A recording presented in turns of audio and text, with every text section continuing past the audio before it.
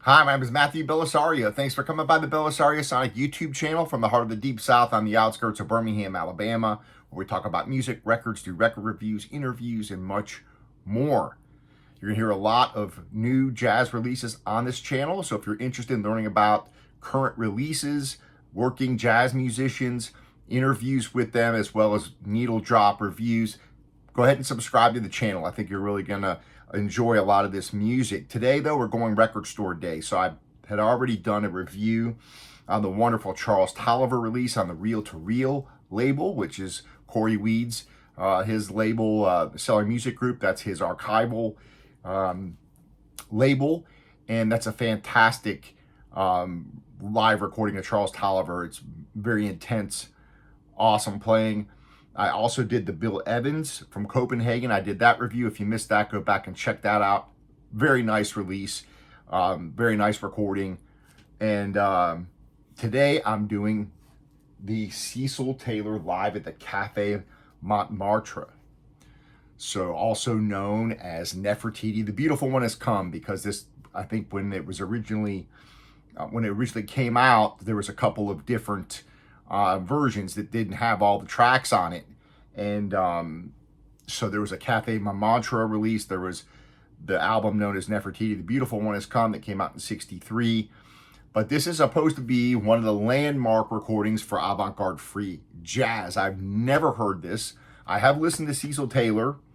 I have a couple of CDs. I don't have anything of his on vinyl. So this is the first record I've ever purchased of Cecil Taylor. Now, for those of you who don't know who Cecil Taylor is, he's a bit out there. I mean, this is kind of not for the faint of heart, because this is not traditional straight ahead jazz. So you really got to open yourself up and kick back and just let this music play and accept it for what it is.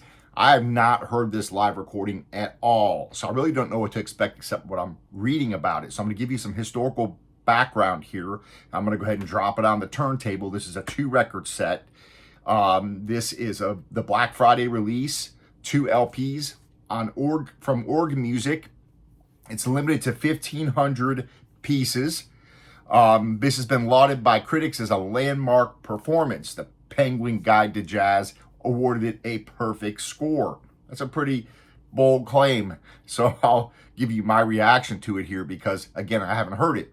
The Penguin Guide to Jazz says, this should be accounted among the greatest live recordings in jazz. The playing has an irresistible momentum that creates its own kind of rocking swing.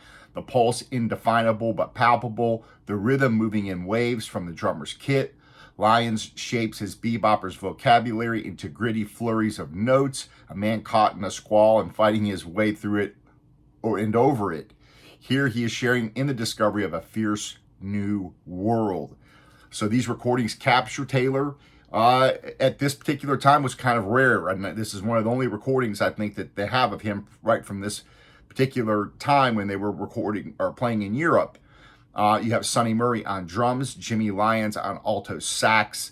And this was recorded in Copenhagen on November 23rd, 1962. It says this set is among the very few recordings documented Taylor's playing between 62 to 66.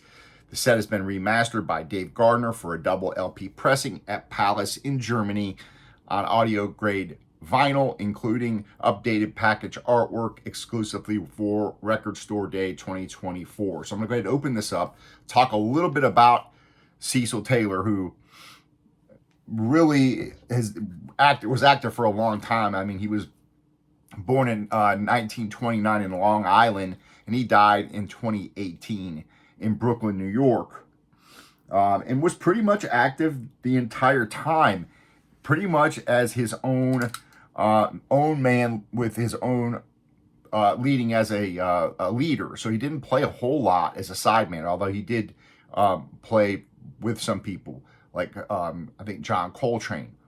But he is considered to be a virtuoso on the piano, an avant-garde radical. And they say he combined the European tradition with this intense percussive playing. They said in his early days, he used some standards as vehicles to learn jazz, and then he pretty much developed his own style and did his own songwriting. So One could say that I was reading up on it, and on one website it says one could say that his intense atonal percussive approach involved playing the piano as if it were a set of drums.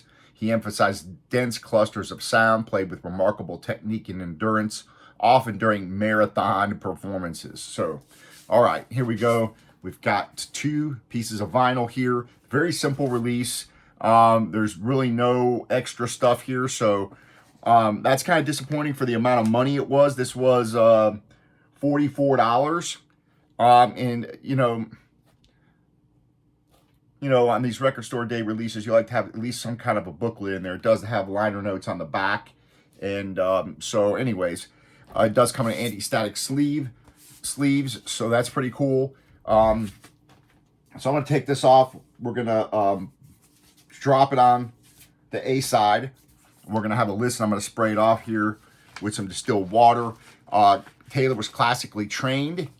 Again, considered one of the pioneers of free jazz. According to one writer, jazz historian, he says that free jazz, this guy named Stephen Block says free jazz originated with Taylor's performances at the 5 Spot in 57 and with Ornette Coleman in 1959. So, of course, we all know Ornette Coleman, a bit better known, I think, than Cecil Taylor. He was an only child to a middle-class family, and they encouraged him to play music at an early age. He went on, he studied at New York College of Music and the New England Conservatory in Boston. At the New England Conservatory, he majored in popular music arrangement. Interesting. I always love to give a little bit of background, so I hope I'm not giving you too much of a monologue here. But what I want to do now is drop this on, and we'll listen to some of this. We'll talk a little bit more about him.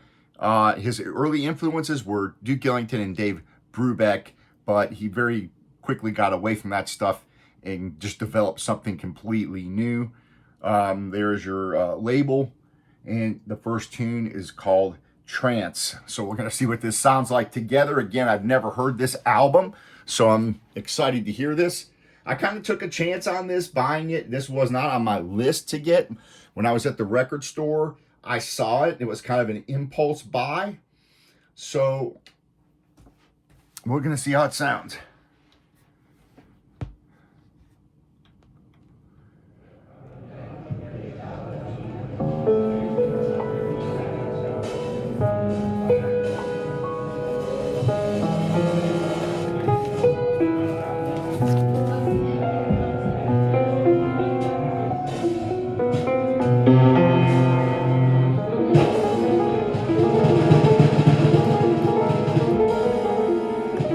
Expect this to be out there.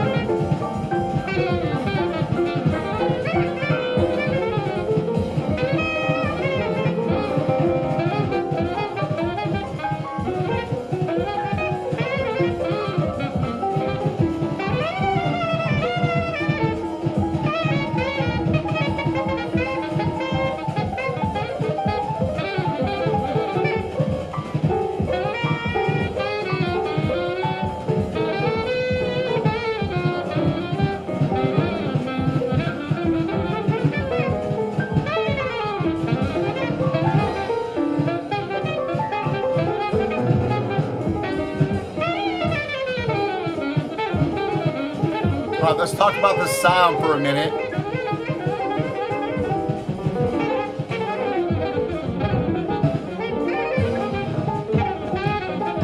It's actually a pretty good recording. It sounds pretty good for a live recording. You got the piano favoring this side.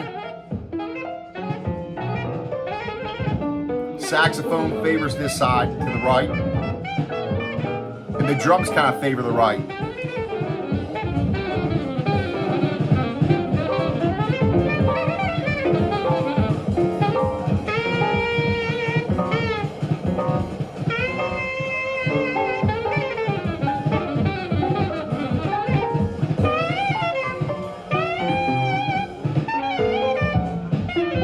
So you can hear all three instruments. It's mixed well, so it doesn't sound like, you know, some of these recordings that are, you know, where maybe the drums are too far back or something like that. Here, everything sounds pretty good that way, as far as your tonal balance goes, your mids, your highs, your low, you know, what you have for the three instruments. There's no bass here, so.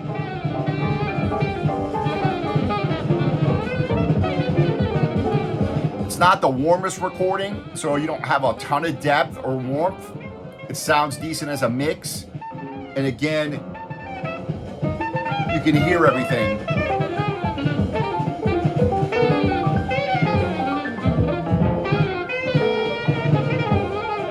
It's definitely one of these records you have to just take in. If you're not used to this, if you're not used to free jazz and avant-garde, this is going to be a tough record to listen to for you.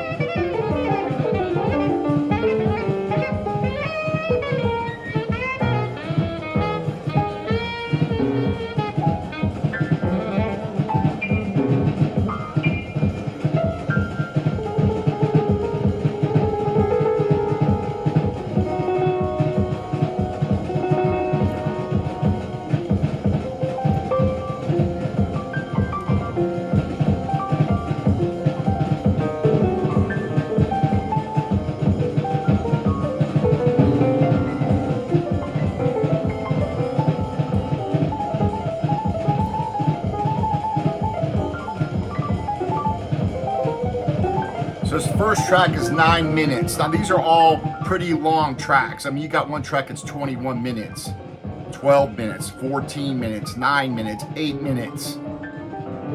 Shortest tune is 6 minutes and 42 seconds. So this is just all free playing pretty much of these guys interacting. The drummer, Sonny Murray, he says that this was a stylistic breakthrough for the band pretty much this particular time they were playing. He says this was the time in Sweden that we finally decided to be free.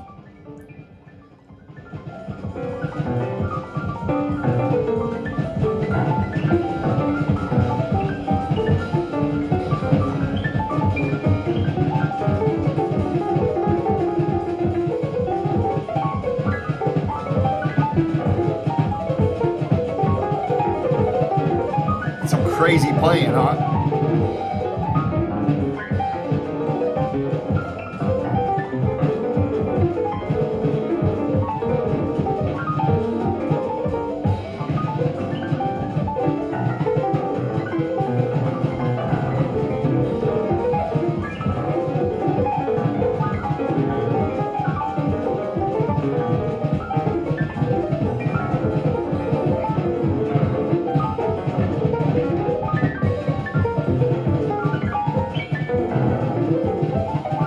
Does this deserve a perfect score as a jazz record?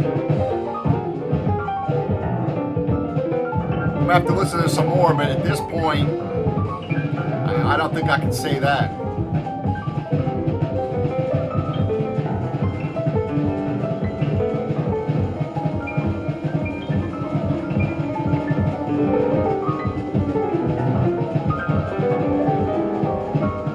It's a pretty crazy playing. So, material from this concert was issued in several different versions, I guess. There was an album live at the Cafe Montmartre that was different than this. more material was released on that Nefertiti. The beautiful one has come. Material is also issued as trance on the Black Lion label. The complete Cafe Montmartre recordings were released by Revenant in 1997. There was one recording of Albert Ayler performing with Taylor's group that was released in 2004 on the box set Holy Ghost, the Albert Ayler. So this performance has seen has turned up in different places on different labels. So here we are dropping into the second track called Call.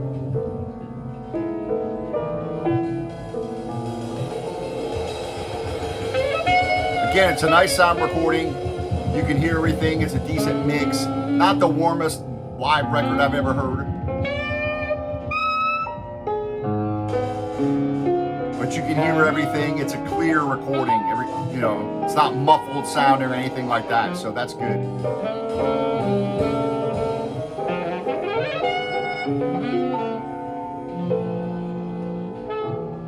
To me, it's kind of a wide sound stage. You do hear the live presence, so it sounds like a big open. It does sound big and open when you're sitting here listening to it, like the stage is, but the instruments do sound fairly close. That perspective is in closer than you might expect. In other words, it doesn't sound like you're sitting way out far away from the stage. It sounds like you're up close to the stage.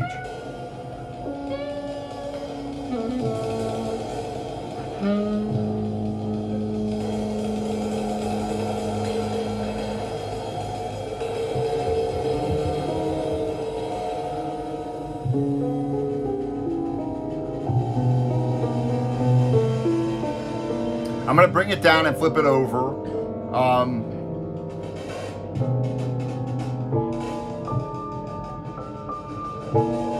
Because it's two complete records. I don't have time to play the whole thing, but I do want to play something from each of the sides like I always do. So far, the record is quiet. It's flat. It's a good pressing. This is something that you want to delve into, this free jazz, avant-garde jazz. This is not for the faint of heart, I say. This is really, this is going to take several listens to kind of absorb what's even going on here, because something completely different from straight ahead jazz.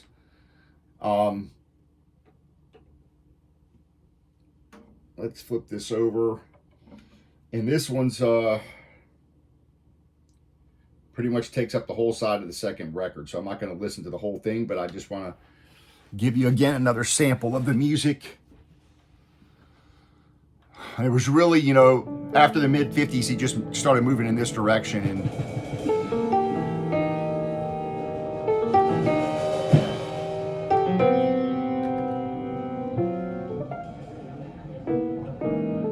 D-Trad, that's what, 21 minutes and 29 seconds, this entire side of the record.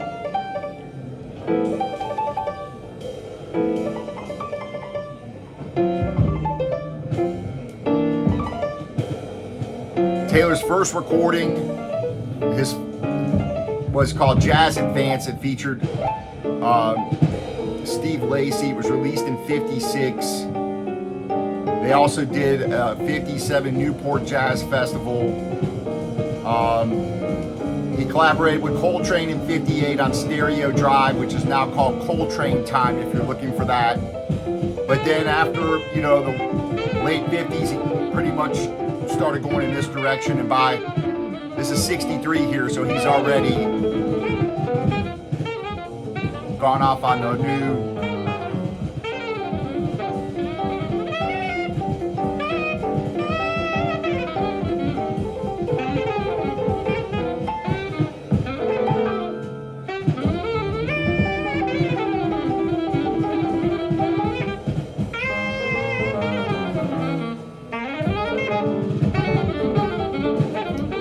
Again, this is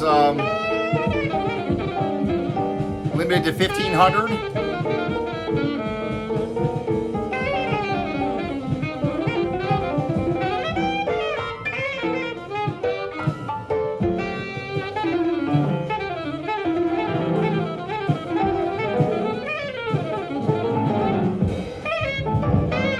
kind of leads me into a video that I want to do on what makes a record album great. What are the requirements for it? Just because something is historically monumental, maybe it's the first thing done on record or the first type of thing or the first movement in a musical direction, does that make the record great? It's a good question, right?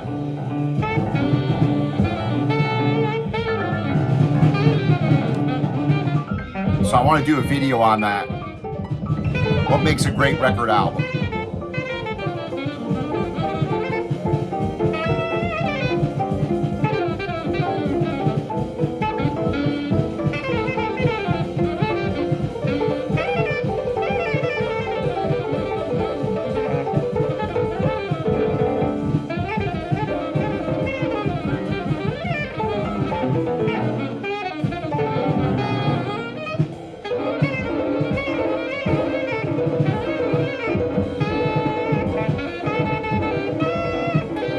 I mean, I don't even know what the hell this guy's doing. I mean, what are the musically here?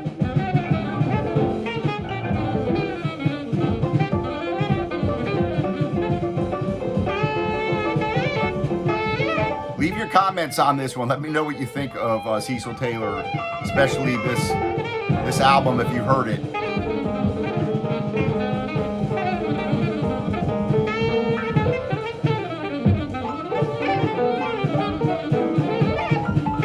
There'll probably be some people, you know, you're not musically advanced enough to understand what's going on, blah, blah, blah.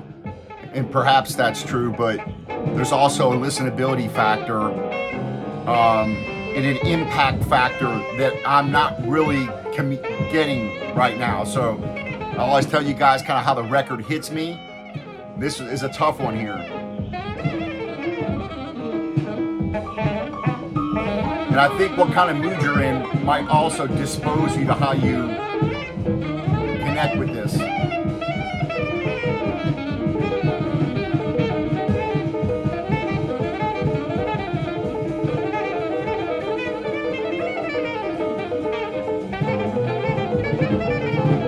It's kind of funny because I think the reaction at the concerts were the same way, because I'm reading here on the liner notes and it's, you know, saying that somebody in the audience looks over and says, you know, they've been playing like this for the last 40 minutes, you know,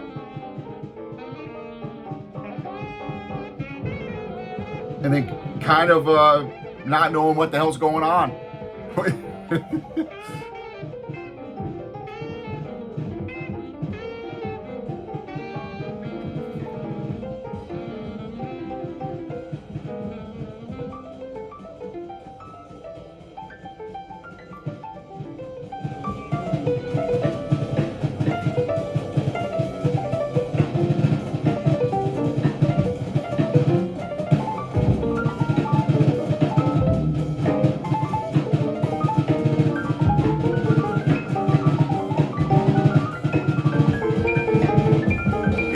The drumming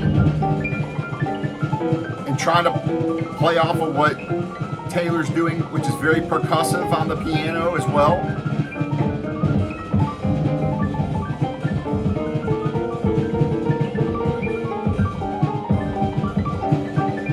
So you piano players, leave your comments, please.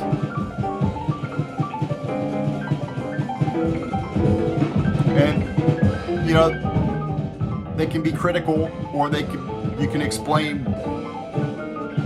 what this guy's doing.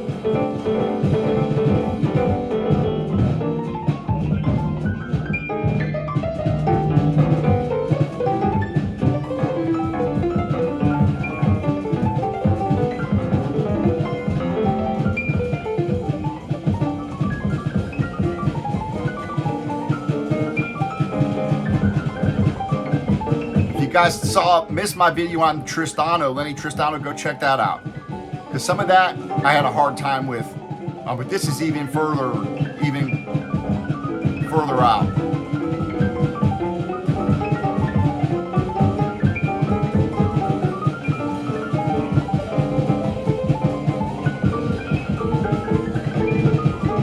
All right, so I'm gonna bring this down. I think you have an idea of what this sounds like. I'm gonna put on side C. We're gonna listen to What's New. And That's a 12-minute tune. I won't play the whole thing of that either. I'm just trying to give you guys a sample here of what these records sound like. Again, the sound quality is pretty good. So if that's something you're worried about, this is actually a pretty good sounding record. The recording sounds pretty good. It's a, you know, I would say it's a little bit on the bright side. It's not the warmest recording, but it sounds really good. You can hear everything. It does sound like a live, you know, recording. So no issues there. This is just going to be whether or not this is your cup of tea, whether or not this is something you're able to digest. If you're into collecting things based on historical, on a historical basis, this might be something you want to have in your library of kind of the establishment of free jazz and one of the most influential piano players in free jazz. So if you're looking at it from that standpoint, I don't think this is probably going to be the biggest, quickest selling of the record store day jazz releases. That's my opinion, but we'll see.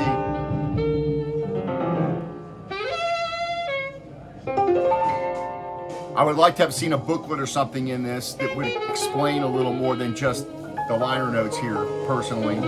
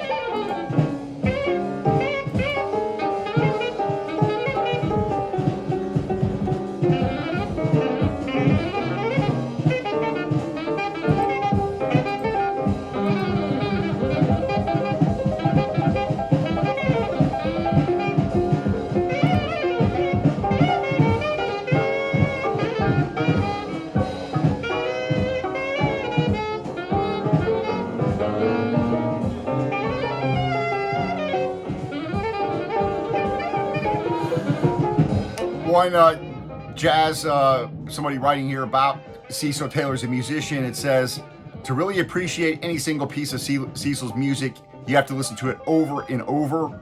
Let it hit you like a flood the first time.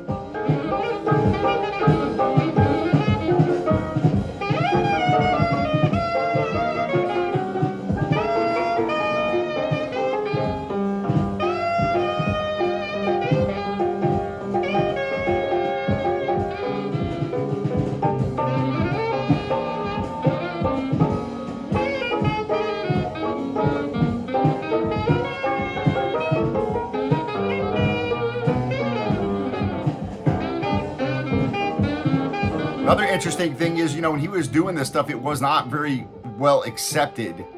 They weren't selling a lot of records. And he pretty much stuck to his guns and continued on this path. He didn't try to do anything that was accessible, really. He was one of these guys that just did what he wanted to do, which is impressive.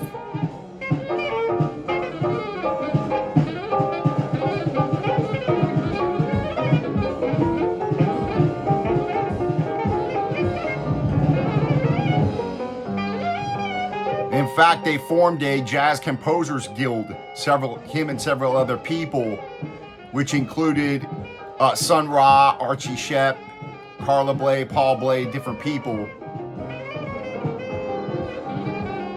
They were all very avant-garde artists.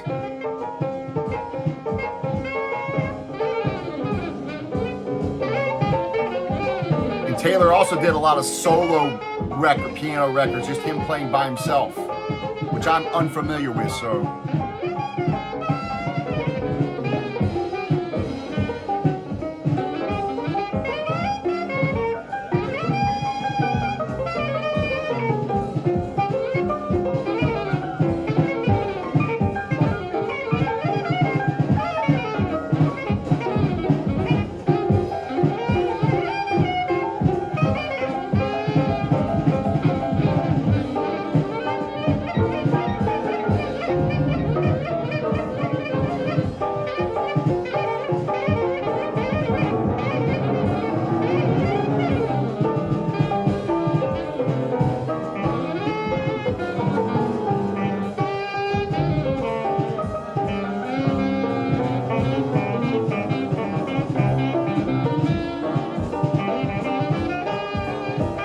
So there is a book, a biography about him.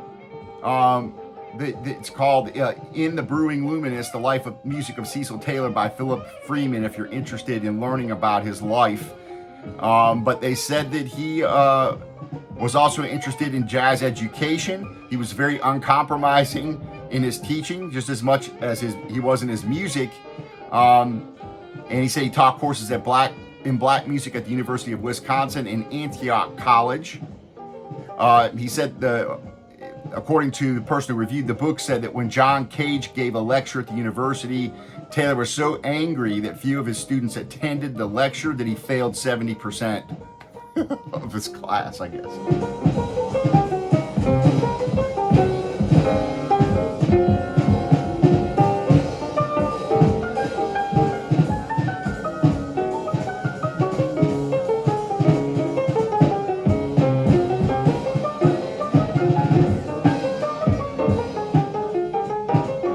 That's the author of the book saying you have to listen to this over and over to really get it, which I can see that or hear that.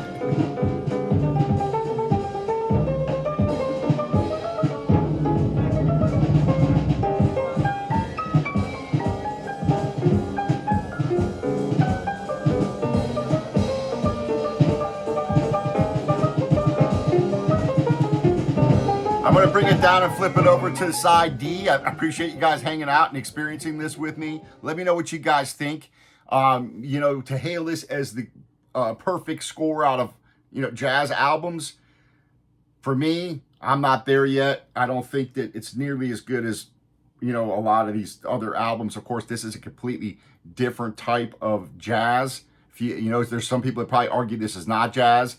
And of course, the term jazz is now expanded out into a lot of different places now than what it was, back in the day. So this is definitely an interesting listen for me. I'm going to flip it over, listen to some of side D. I appreciate you guys hanging out, subscribing to the channel. I got a lot of reviews coming your way, modern releases.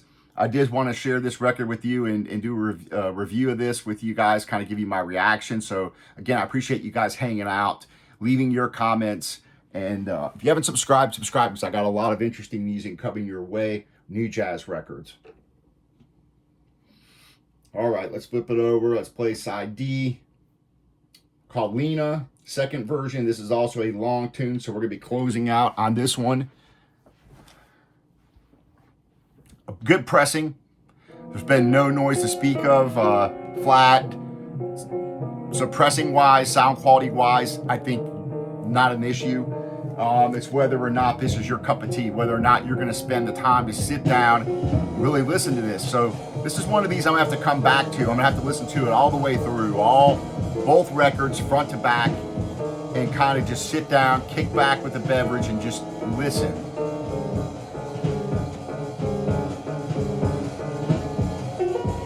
Let me know if you're a big Cecil Taylor fan, if you are, and why. What do you like about his playing? It's very percussive from what I can hear. A very intense player. To me, it's just very intense phrasing. It's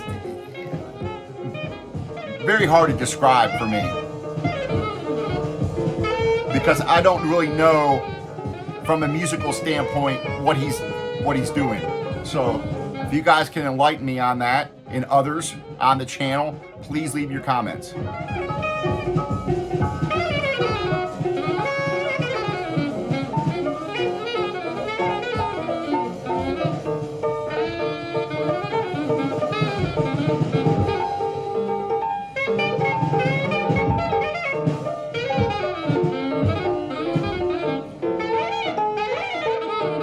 And I'm kind of pretty open to the free jazz stuff. You know, I like Dave Liebman. I think that it's kind of along the same avenue. I'm having a little bit harder of a time digesting this than I do with Dave Liebman and those records.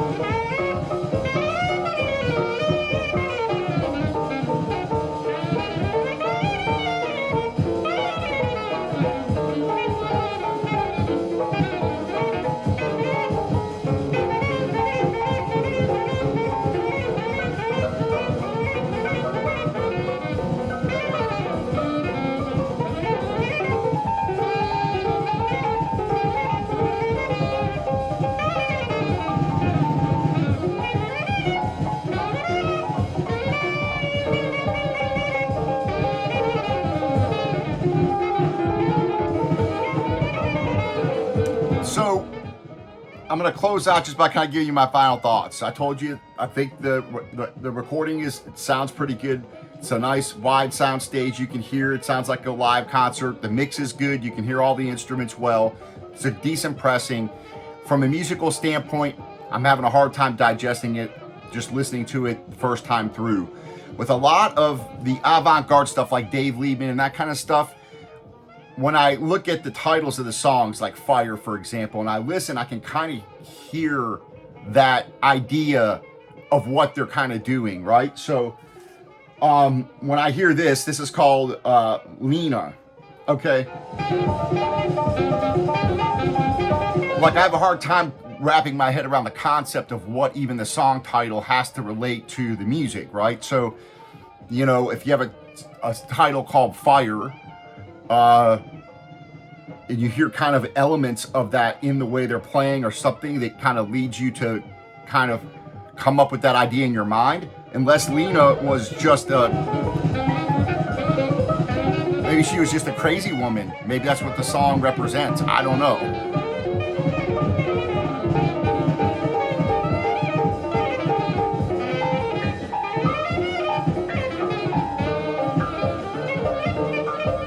So I guess my question is, how do you recreate this song?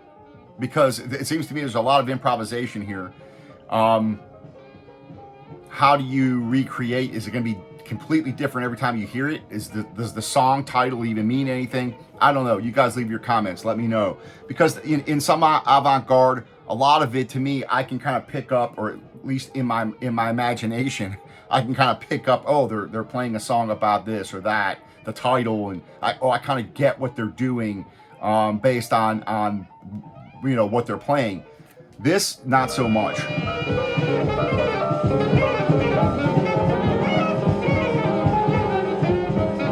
So I'm going to leave you with that and leave you with those thoughts. Leave your comments, please. Let me know what you think of this this kind of music. Let me know what you think of Cecil Taylor.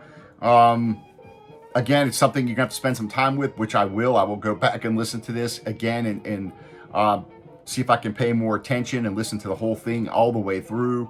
As far as adding it to my collection, it was a bit steep at $50. It's something that I'm glad to have, that I can add to the collection, that, you know, from a historical point of view. So I don't regret buying it, But for those of you out there that are on the fence about this, if you're not willing to sit down and really let this quote unquote wash over you and try to take it in for what it is, you know, this might be one you're not ready for yet, or you may never be. It may not just not be your thing. So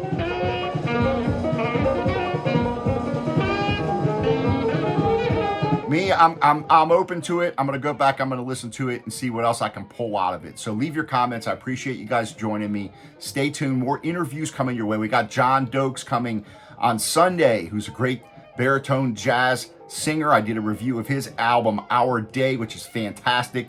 That's gonna bring you back kind of straight ahead, wonderful jazz standards and great singing. And we're gonna talk with him on Sunday. So stay tuned for that. I think you're going to enjoy that conversation. He was a lot of fun to talk to. So a lot more interviews coming up. Check out the playlist that I have. 2 playlists that I'm cataloging all of the conversations on one of them, and I'm collecting all the jazz reviews on another playlist to make it easy so you guys can go back and look through them, watch the ones that you missed, and if you're interested in certain records, you'll be able to go back and hear those. So I appreciate you guys hanging out, and we'll talk to you later on. Happy listening. We'll see ya.